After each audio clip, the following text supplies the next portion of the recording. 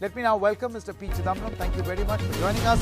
Mr. Chidambaram, my first question, your initial response on the government's stimulus package, a package that it calls is Aatmanirbhar Bharat 3.0. Well, this is not a stimulus package to revive demand. This is again simply the old kind of liquidity measures and supply side responses. I'm not saying that supply side responses or liquidity are bad things, but all this won't work unless you revive demand. You have to stimulate demand. So what has the Finance Minister announced today which will stimulate demand? Practically nothing. Okay, Mr. Chidambaram, see, the government says, and I heard the whole press conference, and the main thrust is on job creation, on employment. Do you think that the efforts or the steps that have been taken are enough to achieve that goal? Jobs are not being created. In fact, lost jobs are not coming back. You must ask yourself why. Where were the jobs lost? The jobs were lost in the organized and semi-organized sectors. The jobs were lost in MSME. In the more organized sectors, the jobs were lost in travel and tourism and hospitality industry.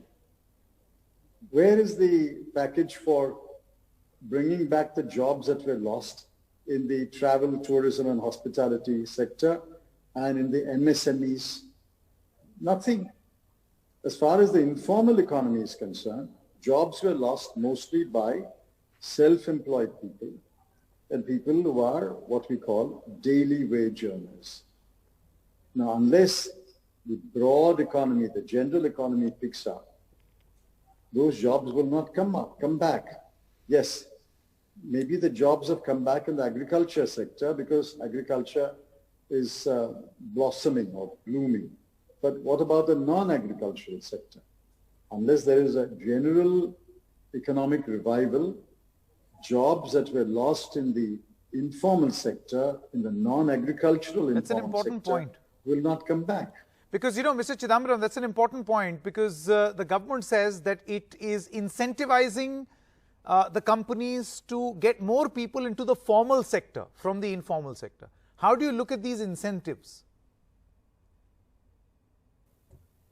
This has been tried before. Some section of the Income Tax Act, I think it's somewhere in the end. See, by saying that if you employ 50 people and if you add 2 more jobs, I'll make the EPFO contribution. If you employ 100 people and you add 5 more jobs, I will make the EPFO contribution. That doesn't bring back jobs. Jobs will come back only when demand revives and the owner of the company, owner of the firm, has a need to create those jobs. He's not going to create a job just because the EPFO contribution is being made by government.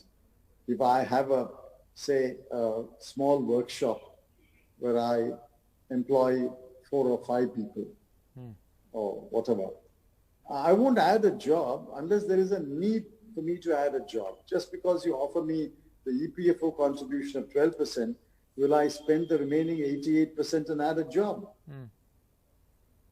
Yeah, Mr. Chidambaram, the government has also listed out the performance of the loans and schemes that were announced during the first stimulus package. They say it's fairly successful. I want to know your assessment. Underline the word fairly.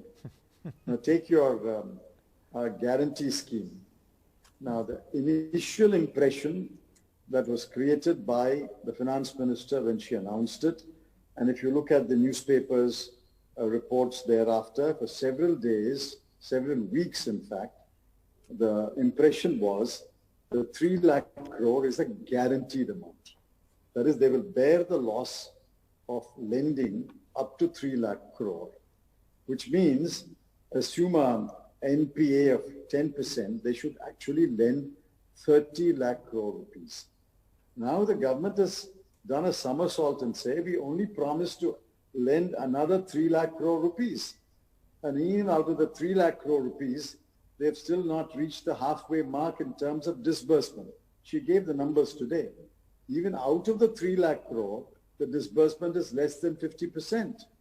And in fact, you saw the banker's statement yesterday or day before, the SBI chairman, or they say there are no takers for loans. Big ticket borrowers are not taking loans.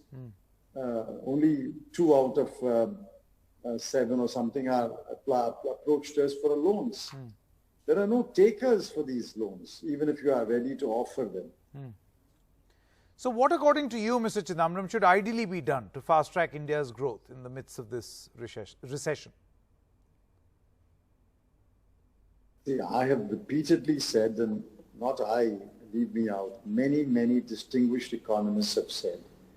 The last article I read was about 10 days ago by Jahangir Aziz.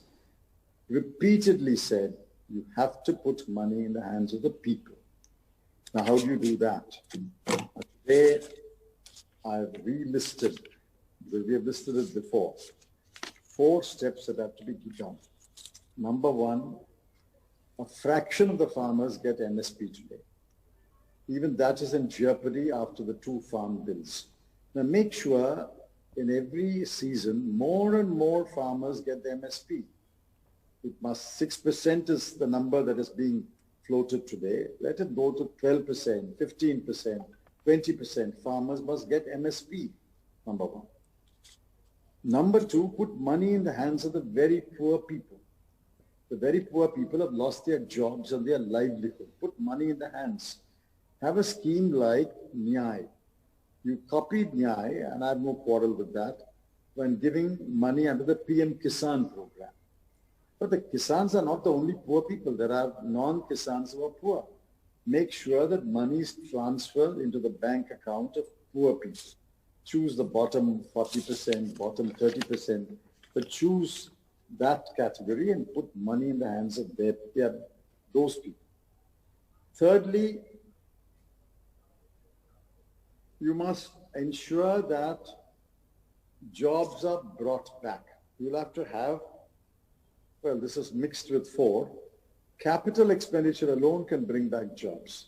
Today, the states are reported to be cutting or will cut 2.7 lakh crore rupees out of their budgeted capital expenditure. Now that's nearly 1/2 of the budgeted capital expenditure. Ask the finance minister or the ministry officials, what did they budget as capital expenditure for the central government and how much they will spend at the end of the year. They will also not spend the budgeted capital expenditure. They will spend less. So both states and center together do not spend even the budgeted capital expenditure. How are you going to bring back the jobs and revive the employment situation? Actually, the labor force is shrinking, according to CMIE, and the unemployment rate has risen to 6.4%. There's a double whammy. The labor force is shrinking and the unemployment rate rises, which means more and more jobs were lost. There's no evidence that those jobs are coming back. There's no evidence that new jobs are being created. Okay. Okay. Now, Mr. Chidambaram, the government seems to have pumped in a lot of money in what the Congress always says is a UPA scheme, the MNREGA or Manrega. But there is also a crucial question as far as government spending is concerned. Where will this money come from?